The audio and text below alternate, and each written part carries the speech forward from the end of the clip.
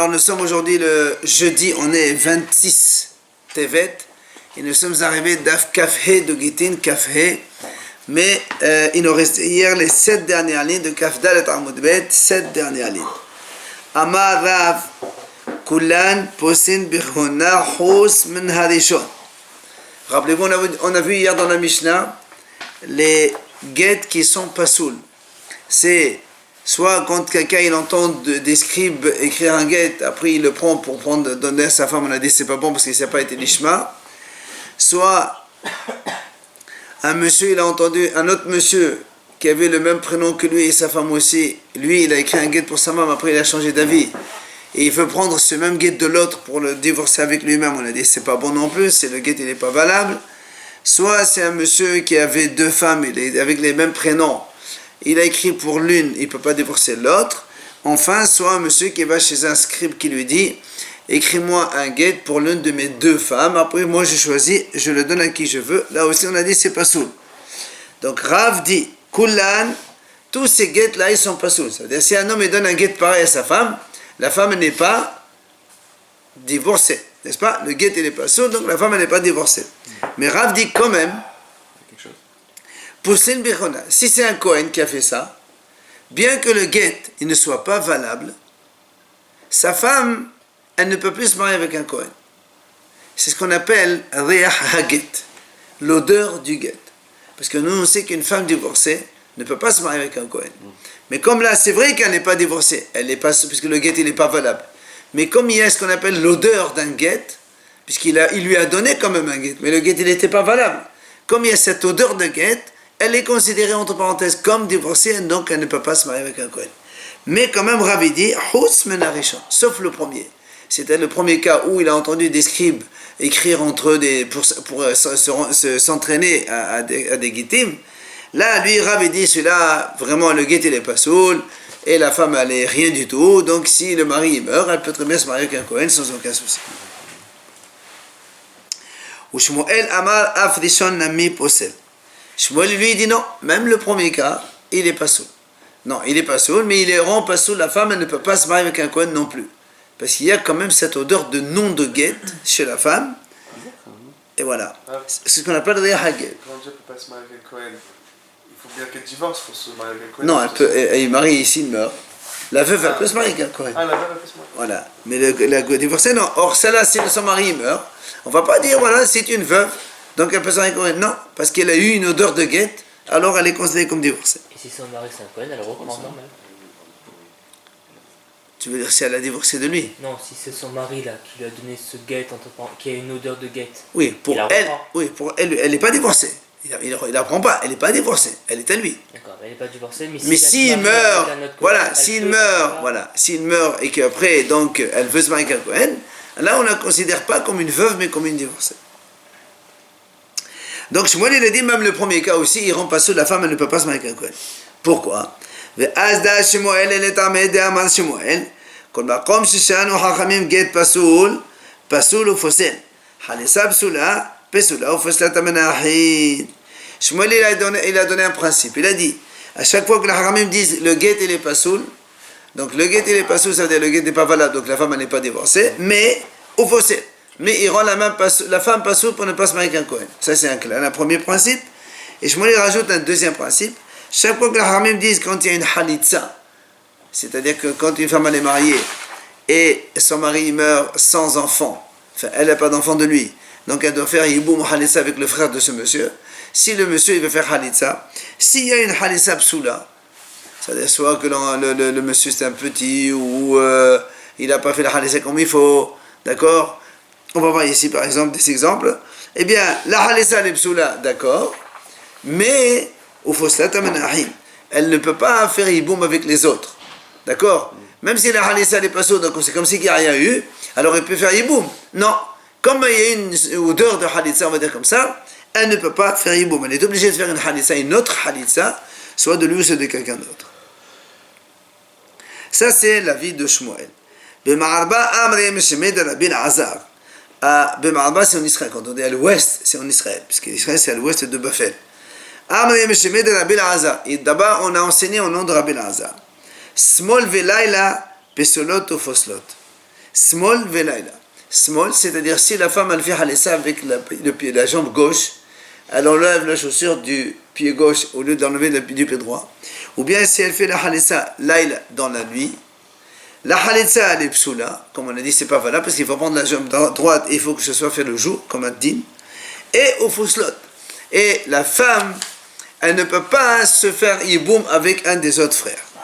Par contre, Katan vient filia, psolot vient posot. Si c'est un enfant qui a fait la halitza, ou si au lieu de faire enlever une chaussure, elle a enlevé qu'une chaussette, dans ces cas-là, la halitza elle n'est pas valable non plus. Mais vn poslot, la femme, elle peut faire encore yiboum avec l'un des autres frères si elle veut. Enfin, Zahiri Amar, Zahiri il donne un troisième avis à propos donc de ce guet pasoul. Kulan en posin, hutz minha aharon. Lui, Zahiri il dit tous les 4 cas. Donc on a eu dans la Misha, donc les scribes qui s'entraînent, le monsieur qui a fait un guet et un autre il veut lui prendre, ou le monsieur lui-même il a fait un guet pour une femme, après il veut le donner à la seconde. Ces 3 premiers cas, en posin.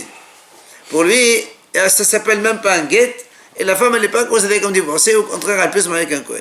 Sauf, le dernier, c'est quand quelqu'un il a dit à un sofer, écris-moi un guet pour l'une de mes 2 femmes, après moi j'ai choisi, je le donne à qui je veux. Là, dans ce cas-là, la femme, même si le guet il n'est pas soul, la femme, elle ne peut pas se marier avec un Kohen, c'est l'avis de Zahiri. La même chose, il a dit Ravasi. Donc les 3 premiers, c'est bon, sauf que le dernier, il n'est pas bon. C'est-à-dire que la femme, dans le dernier, elle ne peut pas se marier avec un Kohen. Rabbi Yohanan lui dit non, même le dernier, il ne rend pas pasoul la femme. C'est-à-dire, selon Rabbi Yohanan, tous les cas des guet pasoul, le guet et les pasoul n'est pas valable. La femme n'est pas du tout considérée comme divorcée et elle peut se marier avec un Kohen comme elle veut, sans aucun souci, dans les 4 cas. Ravasi dit quoi de plus que Zahiri? Pardon? Il dit de plus que c'est. Vechenamar, la même chose. Vechenamar. Rajoute. Non, j'ai pas, lui aussi, c'est 2 avis différents. Mais ils sont les mêmes. Alors maintenant, Rabbi Yohanan a dit, donc même le dernier, il ne rend pas pasoul la femme. Asda Rabbi Yohanan est armé. Et Rabbi Yohanan, il donne, donc il va selon ces mêmes raisons d'ailleurs. De Amar Rabbi Assi, Amar Rabbi Yohanan. Comme il a dit Rabbi Assi au nom de Rabbi Yohanan. Ha'ahin shehalchu. Alors, il faut comprendre la vie de Rabbi Yohanan. Qu'est-ce qu'il a dit Rabbi Yohanan? Même le dernier, il ne rend pas pasoul la femme. Ça veut dire, un homme il dit comme ça. Il va avoir un sofer, il dit voilà, tu m'écris un guet pour l'une de mes 2 femmes. Nous on a dit le guet il n'est pas valable. Pourquoi il n'est pas valable? Parce qu'on dit en brida. Après il dit voilà, maintenant, quand j'ai choisi celle-là par exemple, on ne considère pas rétroactivement comme si que le guet il a été écrit pour celle-là. Tu savais pas, quand tu as écrit, tu savais pas que c'est celle-là ou celle-là, maintenant tu peux pas dire maintenant je décide que c'est pour celle-là, c'est pas valable. Ce qu'on appelle embreda, il n'y a pas un choix rétroactif. Quand il a dit une de mes 2 femmes, il y en a bien une sur 2 quand même. Hein? Quand il dit une de mes 2 femmes, il y en a une des 2 qui. Ah non, justement, c'est aucune des 2 qui est valable. Aucune des 2. Alors maintenant il dit l'agma, et la même chose il a dit Rabbi Yohanan à propos de l'héritage. Il a dit imaginons un père, il est niftar, il a laissé un héritage à 2 enfants, 2 frères. Et ils ont partagé. Normalement, ils sont héritiers, c'est terminé. Rabbi Yohanan, lui, il dit non, c'est pas terminé. Parce qu'on ne les considère pas comme des héritiers, mais comme des lekohot. C'est-à-dire, c'est comme si que chacun, il a acheté une part à son père. La conséquence pratique, c'est quoi? C'est que, tous les 50 ans, ils doivent remettre l'héritage, rendre l'héritage aux propriétaires, entre parenthèses, feu leur père, et après ils reprennent, chacun sa moitié. Ils ont pris les morts. Oui, c'est ça, parce qu'on le met ça dans le bien commun, et après ils doivent repartager le bien, d'accord? Donc c'est ce qu'il dit Rabbi Yohanan, c'est-à-dire que quand ils ont hérité chacun une moitié, on ne dit pas c'était sa part, non, il n'y a pas de brira.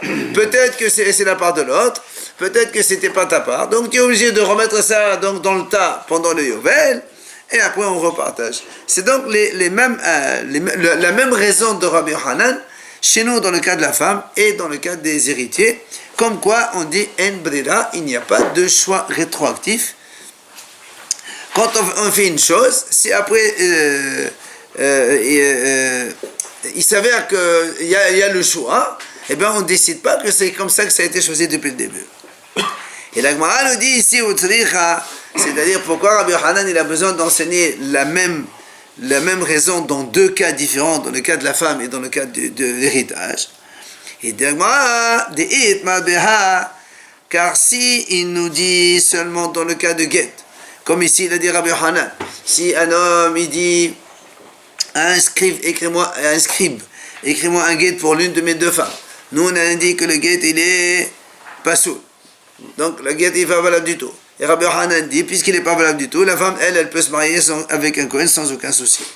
Et dit, parce que si on dit que ce cas-là, comme quoi en brira, il n'y a pas de choix rétroactif, alors moi j'aurais dit Mishum de Ba'inan la Lishma. Parce que chez nous, dans le cas des Gétin, c'est marqué Vechatavla, il faut que ce soit Lishma. Or, comme il a dit au scribe, écrit à l'une des deux, il n'a pas écrit Lishma. Et donc c'est pour ça qu'on dit en brira. Aval Hatam, Mechhoud Amar Hamanan, Yovel Aval Matana. Mais s'il ne nous a pas enseigné le cas de l'héritage, moi j'aurais dit, quand est-ce qu'un homme il doit rendre un bien acheté au Yovel? Seulement quand il l'a acheté. Mais quand il a eu un cadeau ou un héritage, j'aurais dit que Rabbi Yochanan y pense qu'il ne faut pas le rendre. C'est pour ça que Rabbi Yochanan il est venu nous enseigner que même dans l'héritage, il faut rendre le bien au Yovel et repartager par la suite. Maintenant, ici, Rabbi Yochanan il nous enseigne que le cas du terrain, de l'héritage des biens. Comme quoi là-bas, en brida, il n'y a pas de choix rétroactif. J'aurais dit là-bas, Mishum dil Humra, parce qu'on est mahmir. D'accord? C'est pour ça que quand on est mahmir, on remet dans l'héritage. Mais là, au contraire, chez la femme, tu vas être mikhil. Alors j'aurais dit non. Inami katahila. Ou encore, c'est-à-dire, de la même façon qu'au début, dans l'héritage, à l'origine, le bien, il appartenait au père, c'était donc un bien commun. Donc il faut le laisser comme il était au début. Avalacha, mais dans le cas de la femme, et Mala, c'est pour ça qu'il a été obligé, Rabbi Yochanan, de nous enseigner les deux cas. Ba'a mine Rav Oshaya mais Rav Yehuda. Rav Oshaya, il a posé une question à Rav Yehuda. Il lui dit, Amar le lavlar ketov le ezo shetese bapetah tehila. Mao. Il dit, c'est un homme, il a deux femmes. Il dit à un scribe, tu m'écris un guet, je le donne à la femme qui sort la première de la maison. Celle qui sort la première, c'est elle qui est divorcée. Alors, il lui dit, Mao, est-ce que c'est valable ou pas le guet? Amalé, il lui a répondu, Rav Yehuda, tenez-toi, on a déjà enseigné ça. Il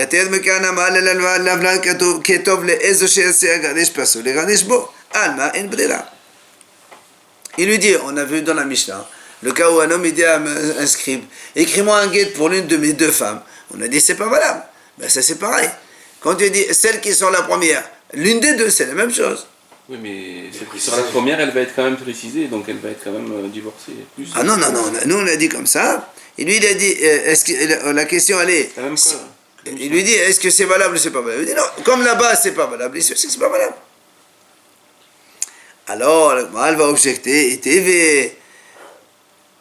Pourtant, nous on a vu dans une Mishnah d'Omsahim, Ha'omer levana, Harine shochet et apes al mi she'ale mekem rishon li Yerushalayim. Un père, il a des enfants. Il leur dit, voilà, je vais faire le Korban Pessah et je vais le faire pour celui qui arrive le premier à Yerushalayim, parmi ses enfants. Ils vont tous voyager. Celui qui arrive le premier, il sera donc nommé sur mon Pessah, mon Korban Pessah. Ils sont toujours nommés, non? Justement, moi, elle ne va pas répondre après comme ça.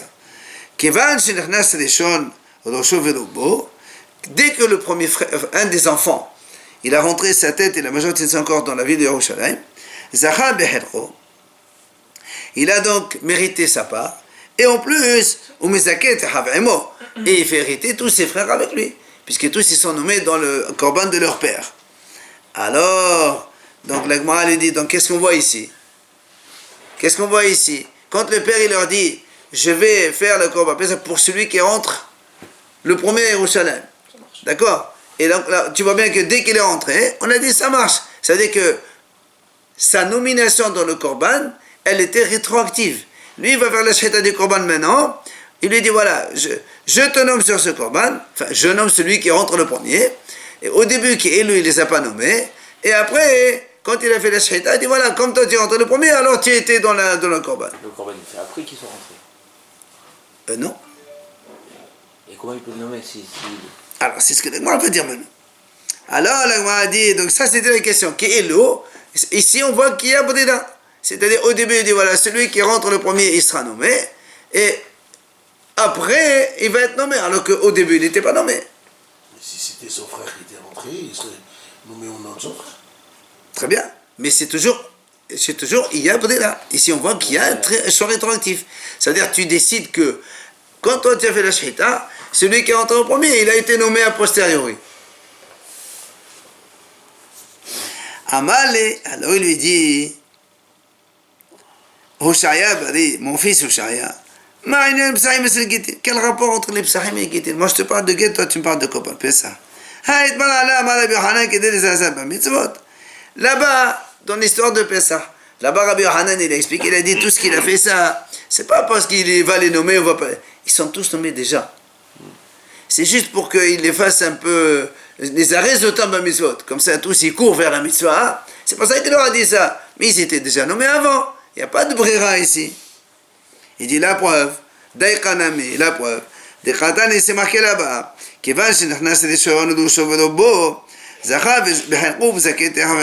C'est ce qu'on a dit. On a dit dès que le premier, il a fait entrer sa tête et la majorité de son corps dans les Yerushalayim, il a acquis sa part. Et il fait acquérir aussi tous ses frères avec lui. Alors, si tu dis que le père les a nommés déjà auparavant, avant même qu'il leur dise ça, c'est pour ça que tous ils vont être nominés sur le Korban Pessah et après ils vont manger. C'est pour ça que il fait acquérir la part à tous ses frères.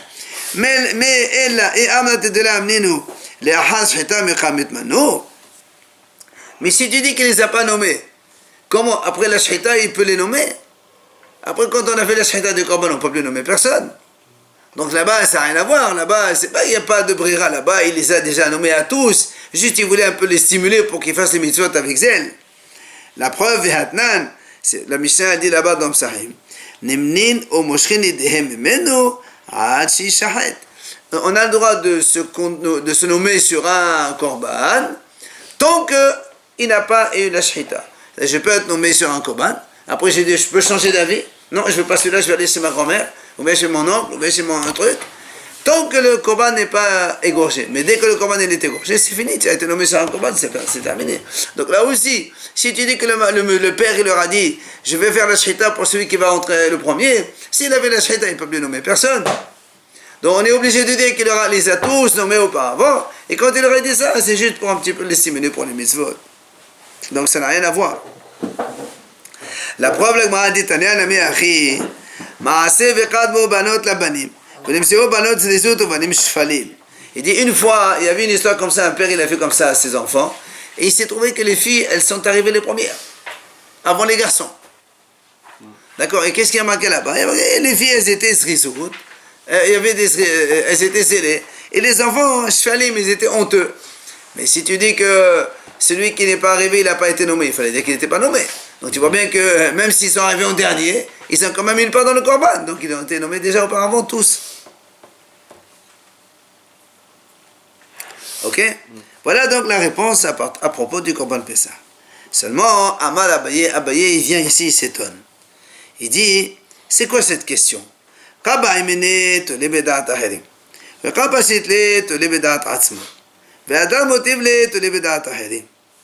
Abaye dit comme ça, je comprends pas.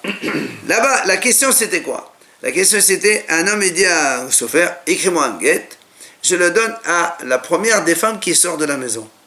Donc est-ce que ça dépend de lui ou ça dépend des autres? Des autres. Des autres. Donc ma question elle était, ça dépend des autres. Qu'est-ce qu'il lui répond lui? Il lui répond il lui objecte, à propos de l'histoire de Pessah. Il dit voilà, le père qui dit à ses enfants, celui qui arrive le premier, il va donc être zoré dans le korban Pessah.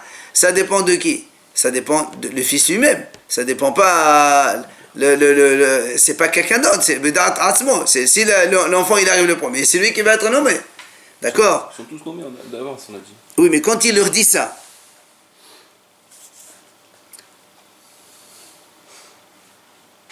Non, pardon, non, c'est pas ça. Non. Lui, il a posé des questions à propos du scribe, il a dit, la femme qui sort la première, donc ça dépend des autres. Ça dépend pas de lui, c'est la femme qui sort la première. Qu'est-ce qu'il lui a répondu? Il lui a répondu, voilà, dans la Mishnah, on a vu que celui qui dit à un scribe, écris-moi un guet, après je le donne à qui je veux, on a dit, c'est pas valable. Quand tu dis je donne à qui je veux, ça dépend de qui? Ça dépend de lui, c'est pas une réponse. Moi, je te pose une question dans un cas où ça dépend d'autrui. Tu me donnes une réponse par quelqu'un qui est, donc ça dépend de lui-même, ça n'a rien à voir. Et après, l'Agma l'objecte par le Korban Pessah. Le Korban Pessah, ça ne dépend pas de toi. On l'a dit, puisque le père, il a dit, c'est lui qui arrive le premier à Yerushalayim, il est Zoché. Donc là aussi, c'est l'autre qui va arriver à Yerushalayim, c'est pas toi. Donc en fait, ici, on a question, ça dépend des autres. Réponse, ça dépend de moi. Et objection de l'Agma, ça dépend des autres. Ça n'a rien à voir. Ça change quoi au niveau de la brira? Justement, si je te pose une question, tu dois me répondre de la même façon. Oui, mais brira, Je peux te dire quand ça dépend de moi, peut-être il y a plus brira que quand ça dépend des autres. Et la femme qui sort, c'est de l'autre, d'accord. Absolument. C'est la question. La réponse, c'est quand on a vu dans la Mishnah hier, un homme dit à un scribe, donne-moi un guet, j'ai 2 femmes, après moi je choisis, je le donne à qui je veux. L'une des 2. Donc ça dépend de moi. C'est pas une réponse. Et après l'objet de Korban Pessah, c'est là aussi, c'est les autres. D'accord? Donc ça c'est la question, c'est l'étonnement d'Abaye. Et Abaye dit, je comprends pas ici.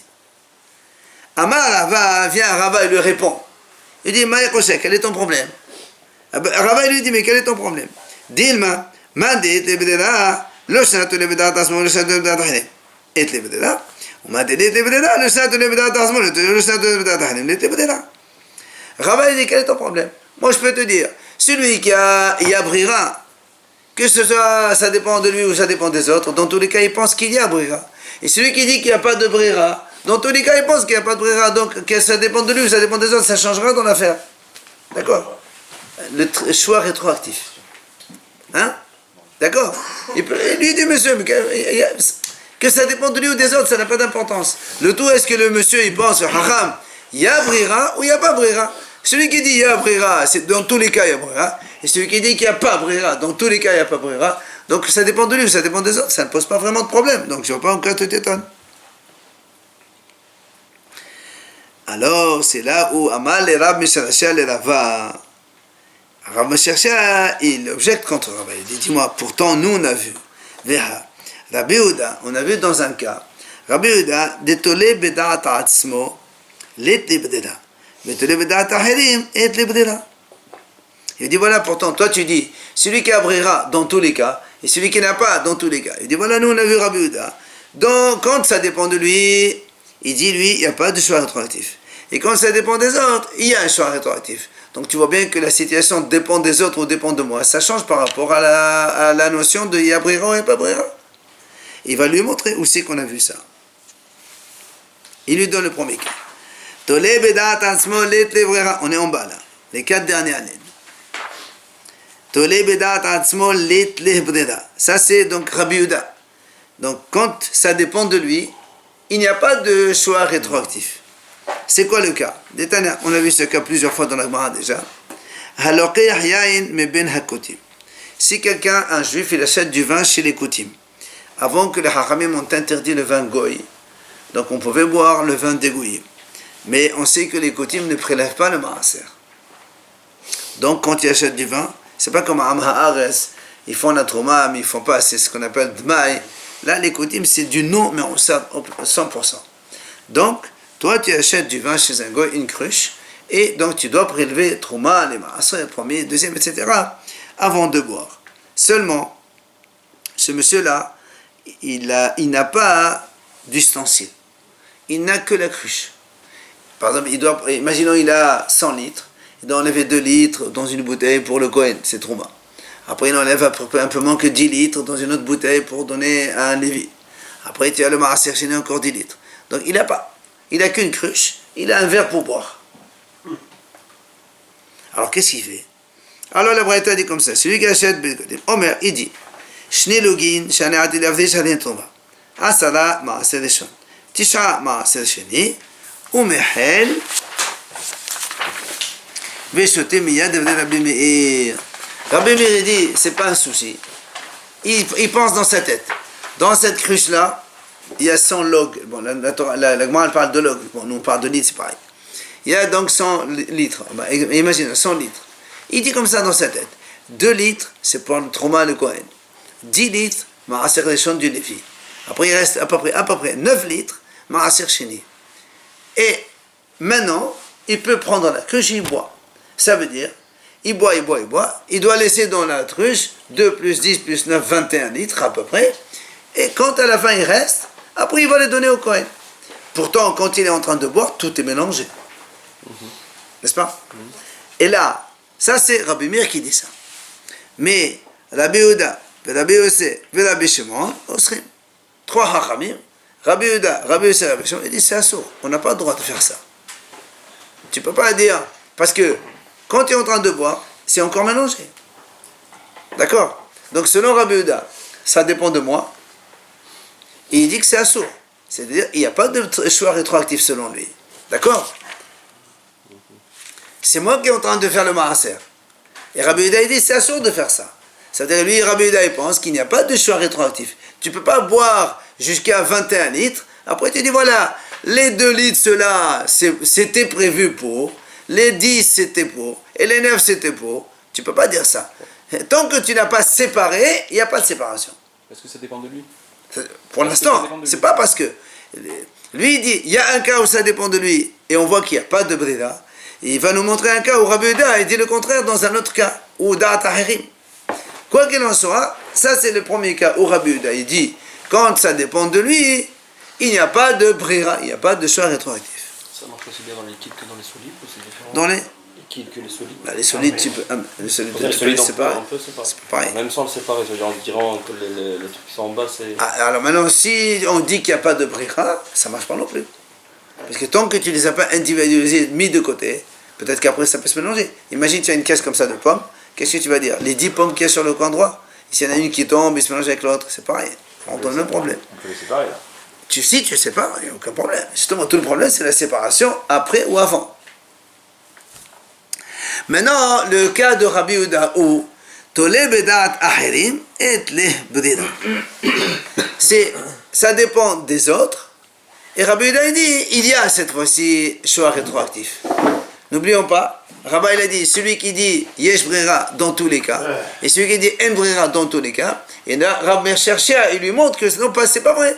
Parce qu'il y a déjà un cas ici où Rabbi Yehuda il dit que dans Tole bedat atzmo, il n'y a pas de brira, et dans Tole bedat ahirim, on voit maintenant qu'il y a brira. C'est quoi le cas? Dites-nous. Ça, c'est la Mishnah qu'on verra plus tard chez nous ici. C'est un homme, il dit à une femme, il lui donne un guet, il lui dit voilà ton guet, dès maintenant, si je meurs de cette maladie. Lui, il était malade.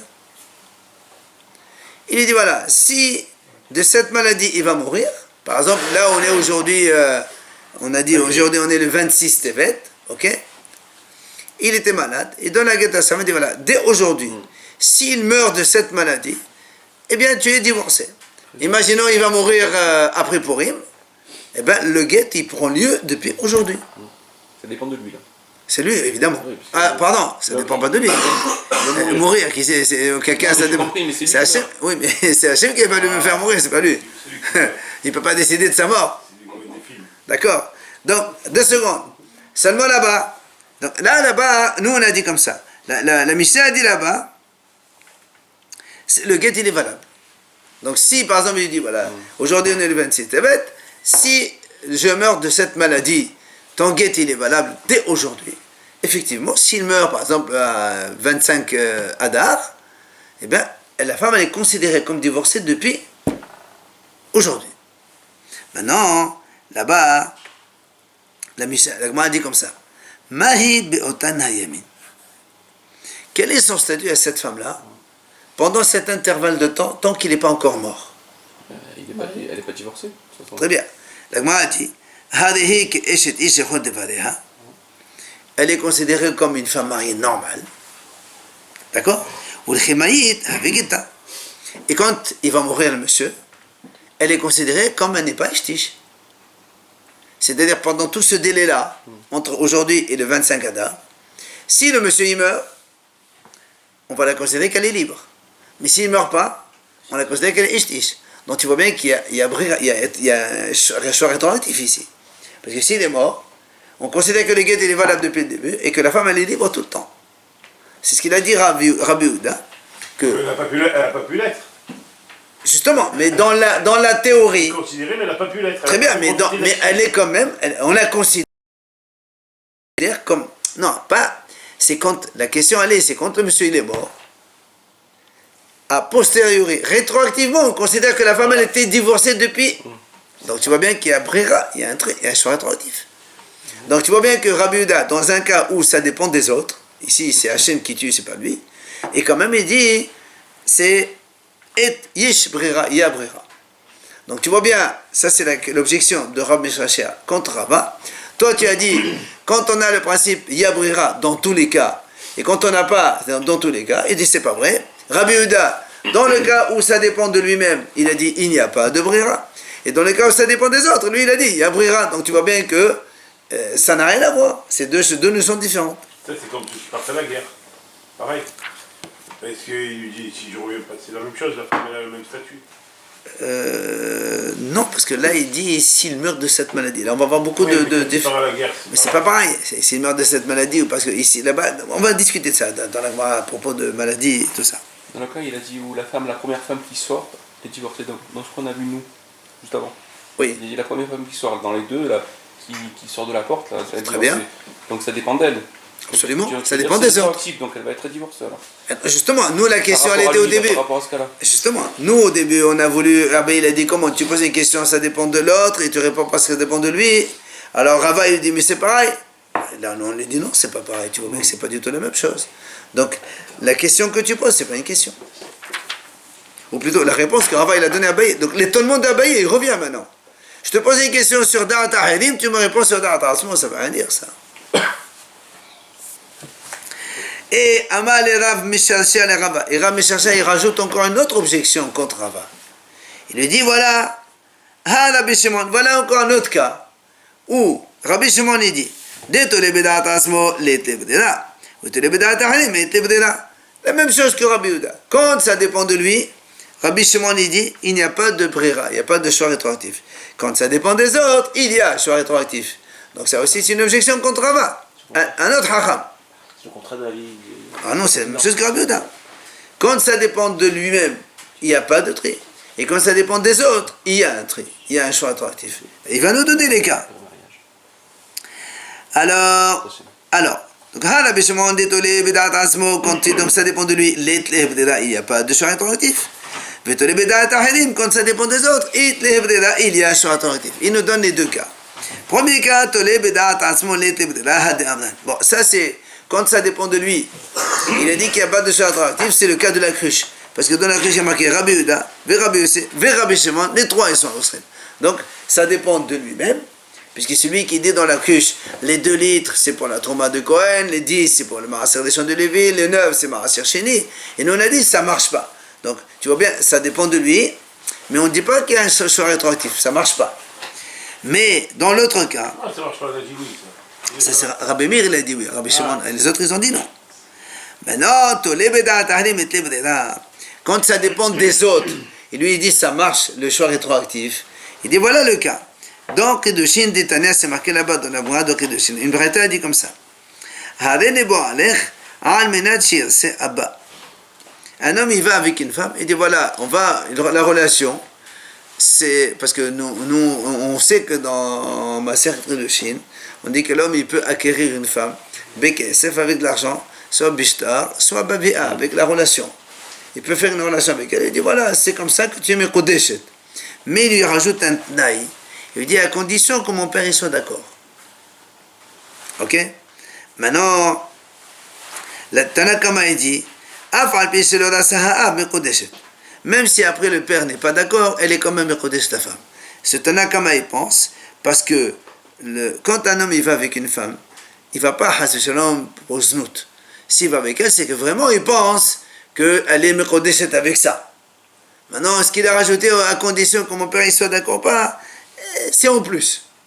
Donc Tanakama lui il pense qu'elle est Mekodeshet.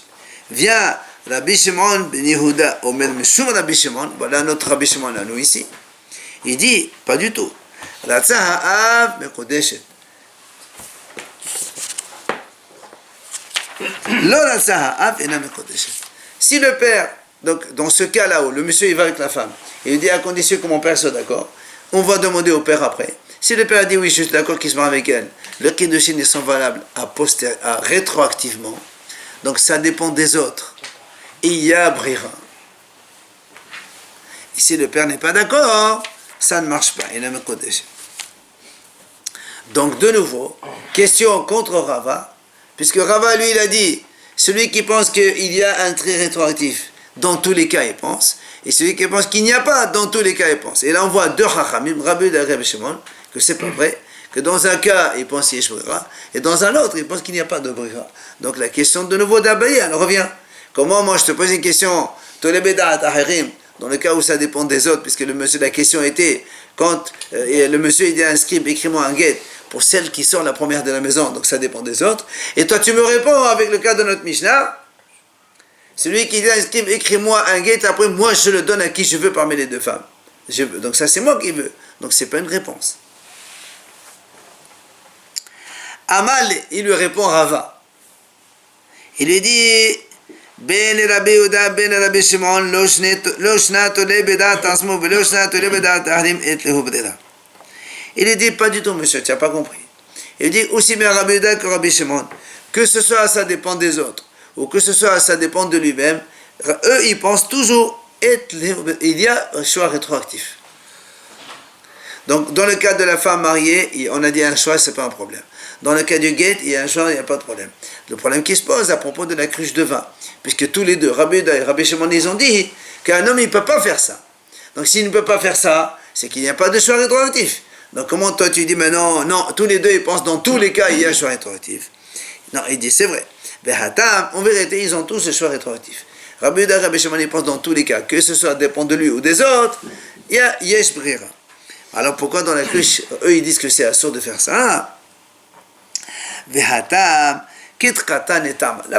la Gemara elle-même, elle donne la raison pourquoi ça ne marche pas. Dans la Mishnah, à propos de cette cruche, Rabbi Yehuda